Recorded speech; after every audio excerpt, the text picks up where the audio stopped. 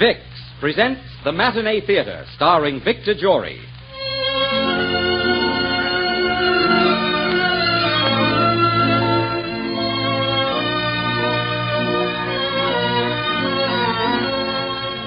Vicks, the makers of Vicks Vapor Rub, Vicks Vatronol, Vicks Cough Drops, and Vicks Inhaler, brings you the Matinee Theater, starring Victor Jory in a most unusual Christmas play.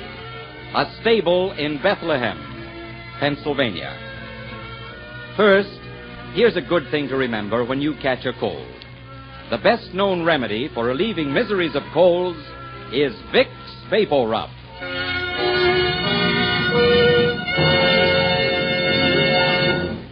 Ladies and gentlemen, today from the stage of the Matinee Theater, Vicks invites you to enjoy a modern miracle play. A different kind of Christmas story with a special meaning for all of us. A Stable in Bethlehem, Pennsylvania.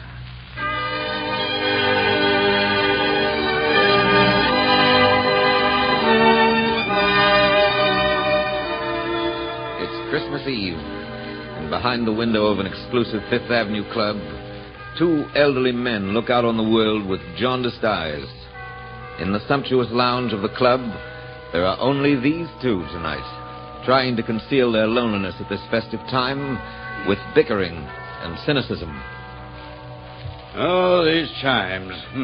I suppose we'll have to listen to those chimes all evening, Gordon. Yes, Christmas. The commercialism and hypocrisy of the whole thing turns my stomach townsend. Oh, that's something we agree on. It's all so obvious. Think of all those millions of people out there wrapping presents. Why? Only because they feel obligated, or they're trying to bribe somebody. Take you all these years to learn that? And these Christmas cards, nothing but assembly line sentiment. People buy a card, put it in an envelope, stick a stamp on it, and send it off saying, "There, thank the Lord, he's taken care of." Christmas cards are a system whereby people remember to forget you.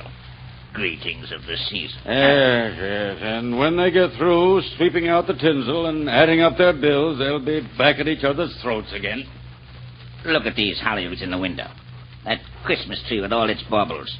By George, I'm going to complain to the board of directors about this. Just needless expense. But I suppose I won't get anywhere. There's a prize collection of nitwits, our board of directors. No. Wait a minute, Gordon. Wait a minute. I resent that. I happen to be a member of that board. I apologize. I should have said they're all nitwits but one. Well, thank you. And that one's a fool. Huh? Now, look here, Gordon. All right. You know, Townsend, I'll make you a wager. What's that? I'll bet not 1 in 50 people down there in the street knows the story of Christmas, of Bethlehem, the shepherds. Oh, they know the story, all right. The strange thing about it is that they believe it. You're right. The miracle of Bethlehem is a myth. Are you sure of that, sir? Huh? What's that? Who are you? You're new here, aren't you? Yes, I am. Oh, I see. A substitute, eh? I suppose because some of the staff are home trimming their Christmas trees, celebrating. We don't matter, of course. We just pay our dues. I'm here to serve you, gentlemen. And probably getting time and a half because it's Christmas Eve. Well, we want 2 hot toddies. That's the only real thing about Christmas, the club's toddies. Yes, sir. And hot means hot, not lukewarm. Wait. Tell me something. Yes, sir. What did you mean just a moment ago when you said to me, "Are you sure of that?" Well, sir, you said the story of Christmas, of Bethlehem, and the shepherds was a myth. Yes, I said that. What about it? I'm sorry, sir. I must disagree with you. What do you mean by that? Well, sir, you see, the story of Christmas is true. I know that for a fact. It happened again only a year ago. Oh, stop talking in circles, man. Explain yourself. Just what are you driving at? The eternal story of Christmas, sir. It happened to real people. I heard about it from someone I know. Heard about it? From whom? Well, let's say he was a friend. He drove a truck carrying freight from here to Pittsburgh. 2 or 3 of them traveled together, as you might say, in caravans. An ingenious beginning. Caravans of trucks, is it? Like camels in biblical days, eh? You might say so. All right. Go on with your story. It was last Christmas Eve, just a year ago tonight, gentlemen. This friend of mine, his name is Michael, was driving through Jersey on the way to Pittsburgh, and this night he was alone on the road. The other drivers were home with their families. As he passed through towns along the way, he saw the houses and churches lighted up, and his heart was heavy with loneliness. Suddenly, snow began to fall so thickly that he could hardly see anything ahead of him. Mike drove along slowly, feeling his way. And all at once, the figure of a man loomed up in the flood of his headlights, stood there, motionless in the middle of the road. Mike had to slam on his brakes so that he wouldn't run over him. Hey, now, for the love of Mike, man, what do you mean, stand in the road like that? You could have got yourself rolled flatter than a pancake. Are you crazy? I'm sorry, mister, but I had to stop you. Yeah? A soldier, huh?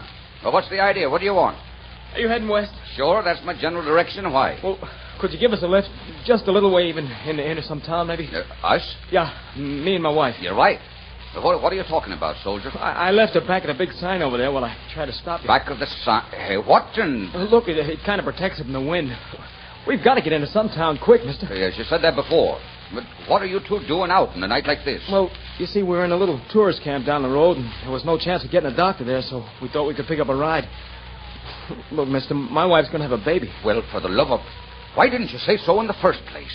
What do you use your brains for anyway, fella? Well, I... Yes, well, don't you know they've got to be kept warm? Now go and get her. Oh, thanks. I'll only be a minute. Mary, hurry, it's okay. You run up against on the road. A fine thing. Me, a delivery boy for the store. I must have seen that sign 100 times. Golden Rule Department Store. Our slogan is, do unto others as you'd have others do unto you. Well, they couldn't have picked a better sign. Look, Bud. Hurry up. Oh, we're ready, mister. Okay. Get in. Gosh, lady, you look half frozen. I am kind of cold. Well, when I shut the door, the engine will warm you up. Now, don't be afraid of crowding me. The seat's plenty wide for the feet. All set? Yes, sir. Okay.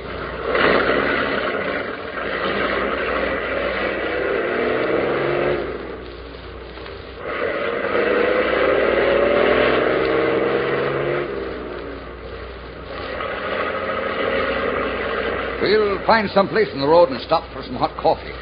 That'll thaw you out, ma'am. I don't know what we would have done if you hadn't stopped for Joe. It's going to be all right now, Mary, honey. He understands. Well, I wouldn't say that, Joe. Me being a bachelor.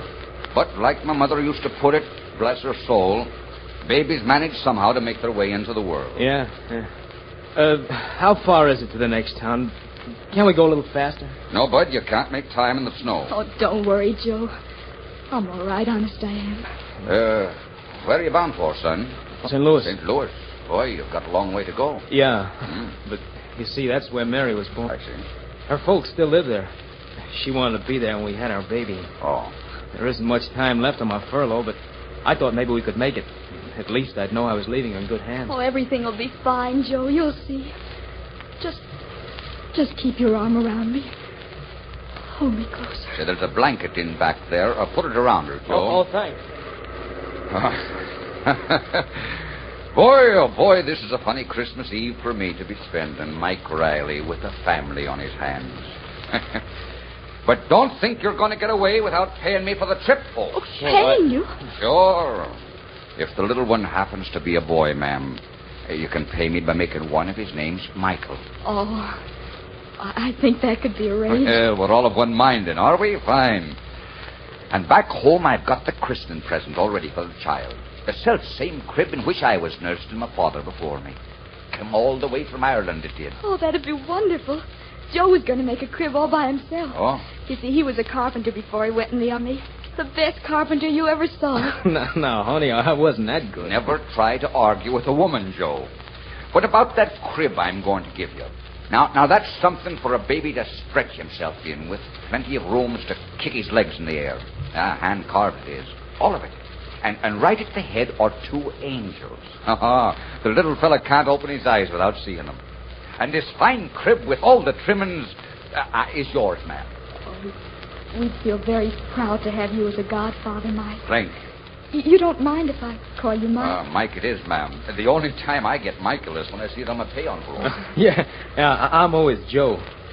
Last man to call me Joseph was the minister who married us. Remember, honey? Yes, he was so nice. He said, Joseph, do you take this woman? And Mary, do you take this man? Gee, my knees were so wobbly I could hardly stand. Yeah, I remember how funny you look. Watch yourself. Oh. What's the matter, honey? Oh, nothing. I just feel a little sick. Mike, we got to get her to a doctor. Oh. What can we do? Well, we're going as fast as we can. If we go any faster, we'll end up in the ditch. We're going to do our best, soldier. And that's about all we can do.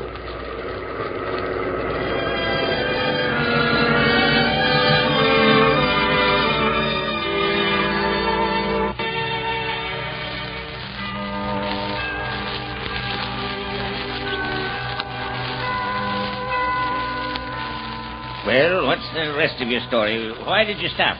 I just thought you might want your hot toddies, sir. Well, never mind the toddies. You go on. Yes, go on, Joseph. Joseph, the carpenter, and his wife, Mary. I must admit the first part of your story has a very ingenious parallel. But where do we go from here? Well, the storm got worse and worse. And the truck staggered on through the blizzard. It was a night that never seemed to end. Joe and Mary held on to each other desperately, like two frightened children. Mike was groping for words to help them. It wasn't easy. Come out of it, you two, now, will you? Come out of it now. No matter what happens, you have each other. Think of me riding up and down this road day in, day out.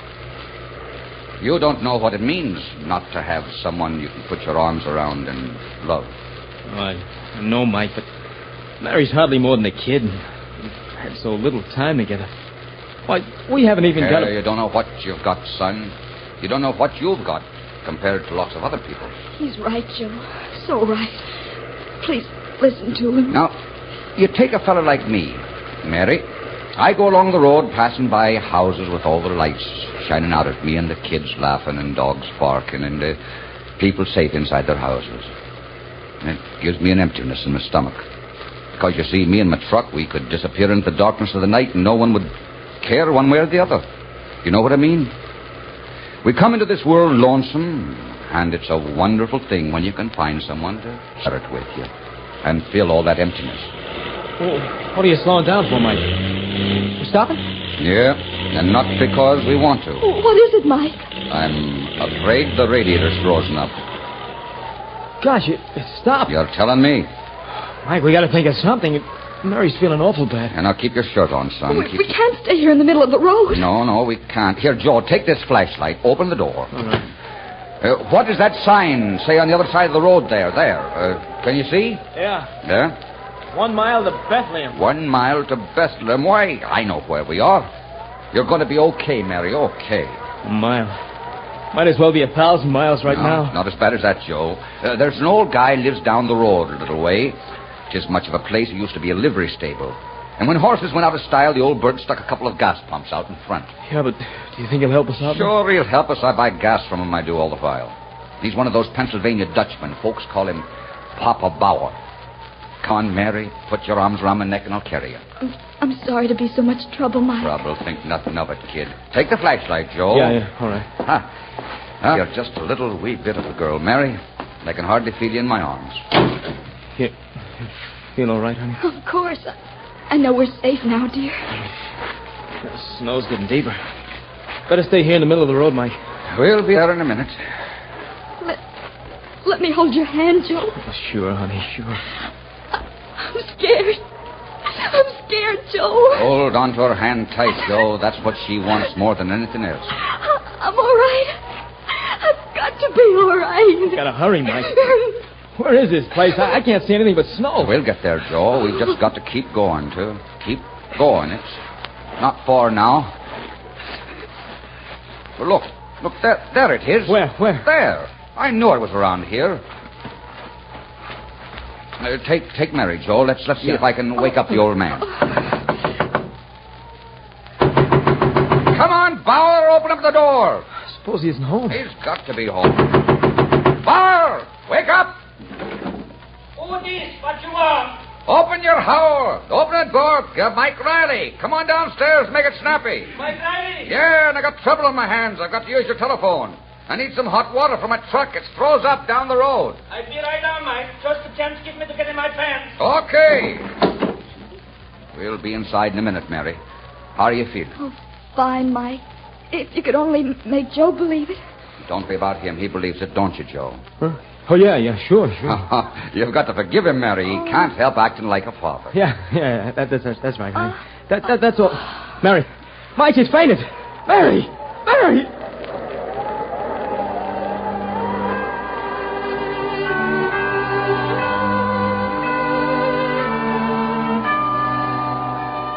Well, they waited a few minutes. Joe and Mike and Mary. Minutes that seemed like hours.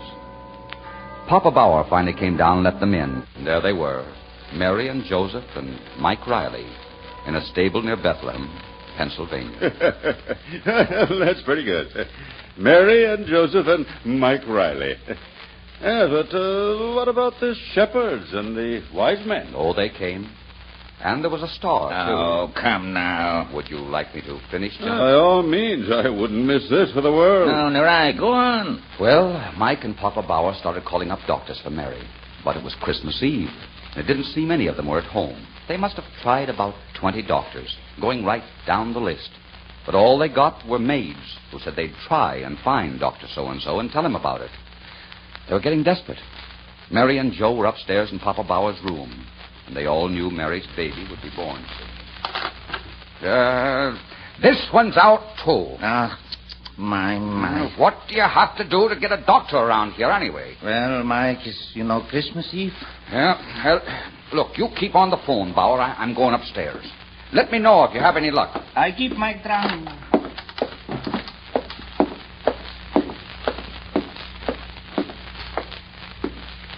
How is she, Joe? Oh, I don't know. Did you get a doctor? The old man's still on the phone. You mean you can't find a doctor?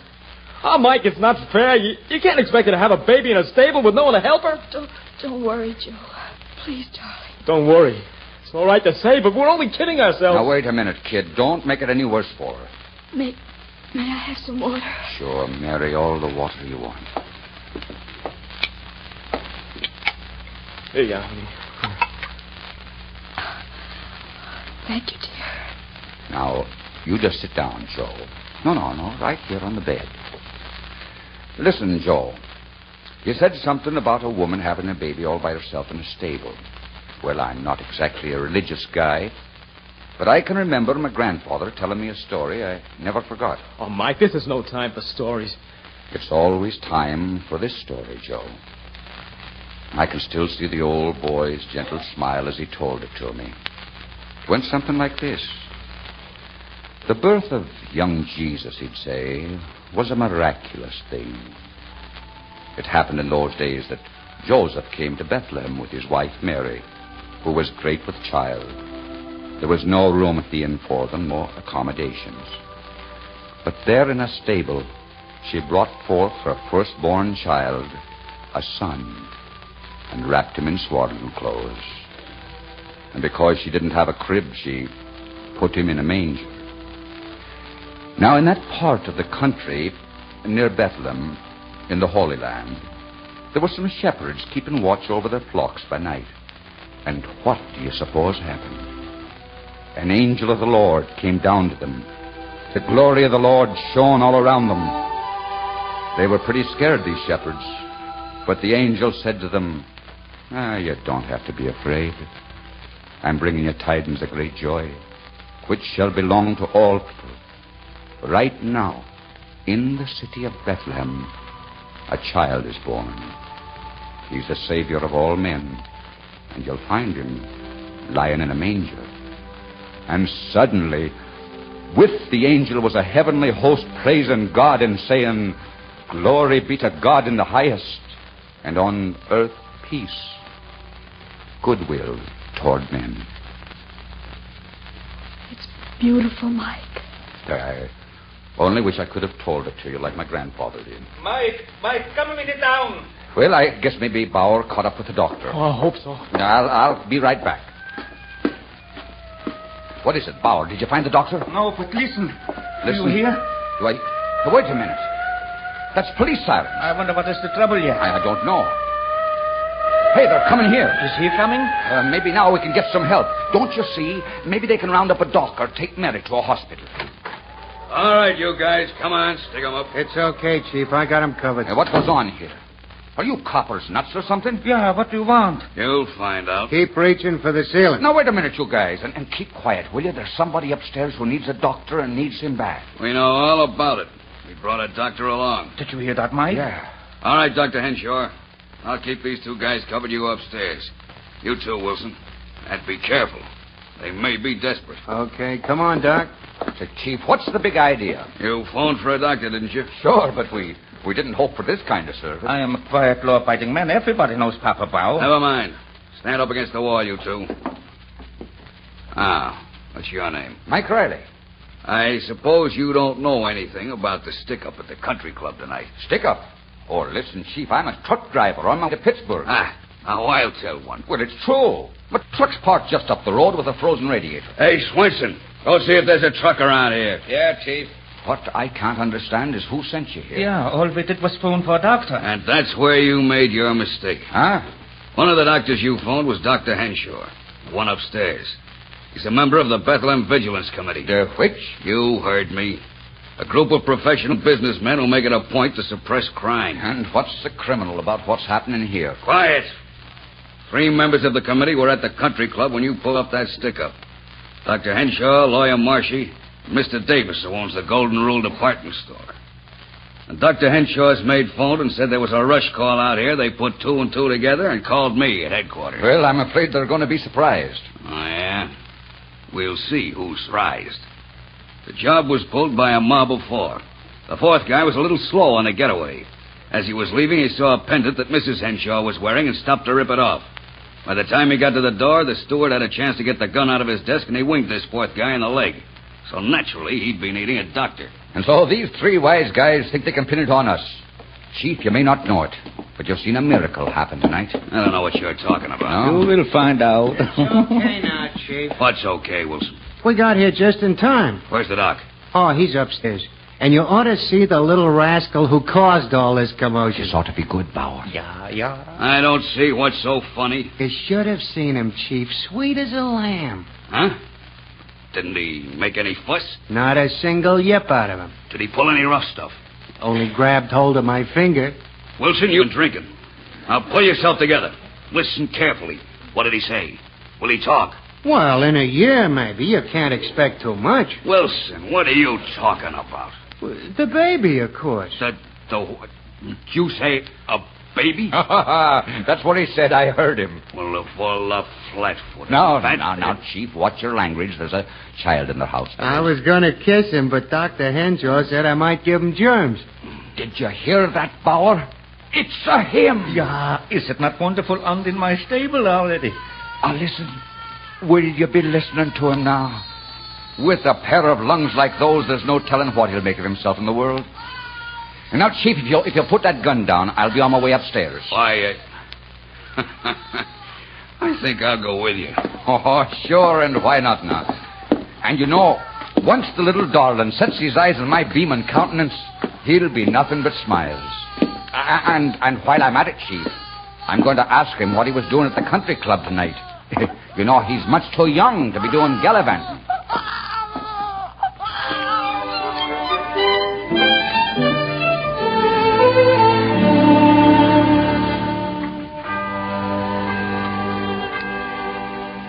So you see, gentlemen, there was Mary, Joseph, and the baby in that stable in Bethlehem, Pennsylvania. There were the doctor, the lawyer, and the merchant, 3 very wise and good men. And though they've made quite a mistake, the police were there, too. Shepherds of the law, you might call them. In many ways, it was like the story of that other Bethlehem. And as I said before, there was even a star. A star? Oh, yes.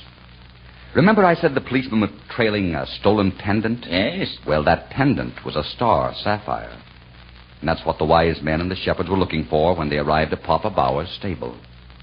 Well, star sapphire. Think of that. And did these wise men of yours bring gifts? Yes, sir. The merchant, Mr. Davis, brought clothes for the baby from his store, dressed him and warm. And the doctor gave Mary and Joe a big Christmas dinner, brought it all the way out to Papa Bauer's. Mike was there and half the police force. What about the lawyer? Oh, he did his part.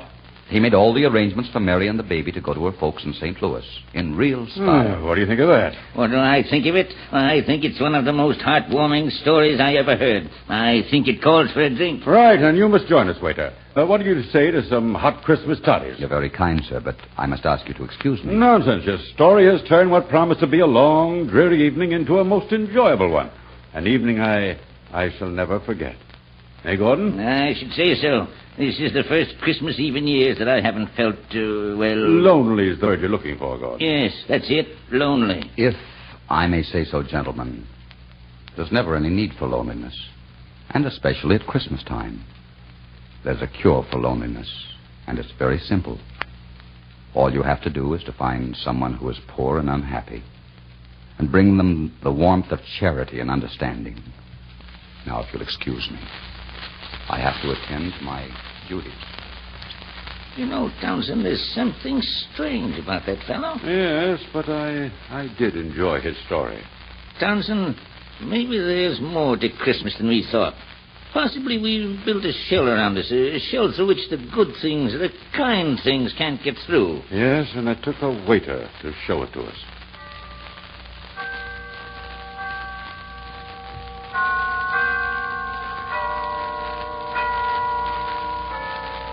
Well, Townsend, I wonder what that fellow's doing about those toddies. I'd better ring.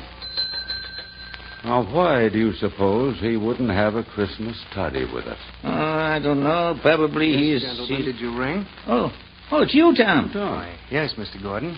Naturally. Oh, I thought you were off tonight, Tom. Oh, no, sir. Not on Christmas Eve. Well, then why did you have that other man wait on us?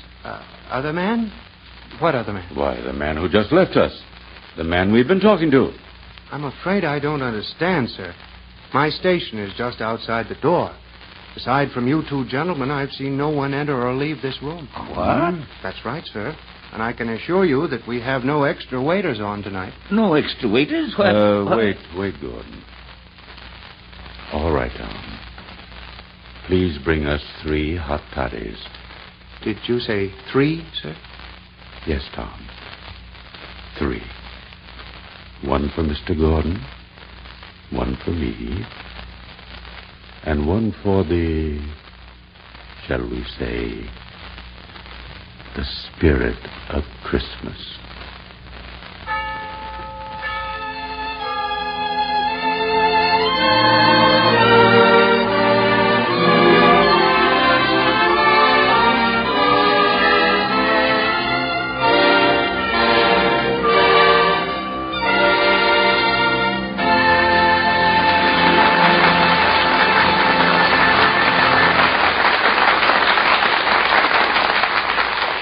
This is Victor Jory, friends. I do hope you've enjoyed our Christmas play. And you know, this Christmas is unusual because Americans will observe Christmas this year in many, many parts of the world in many different ways. Yes, in many different ways.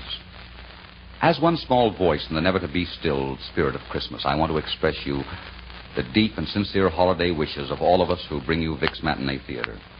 Our producers, our cast, our director, our writers, and our technical men, Mr. Warno and his orchestra, and our sponsor, Vic's. To you, our audience, we say thanks for your many expressions of appreciation for our efforts, the knowledge that you're enjoying our productions, and to your relatives in the service of our country who can't be with you tomorrow, well, God bless them and bring them back safely for another Christmas. Thank you, and a very Merry Christmas.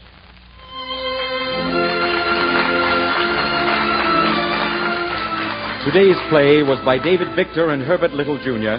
and was based on an original story by Charles Tazwell. It was directed by Richard Sandville. Next Sunday, Vic's Matinee Theater will bring you the story of a woman who couldn't spare the time for love and a man who changed her mind. The gay, romantic Paramount comedy in which Claudette Colbert and Fred McMurray made such a delightful couple. Next week, No Time for Love, starring Victor Jory. This is CBS, the Columbia Broadcasting System.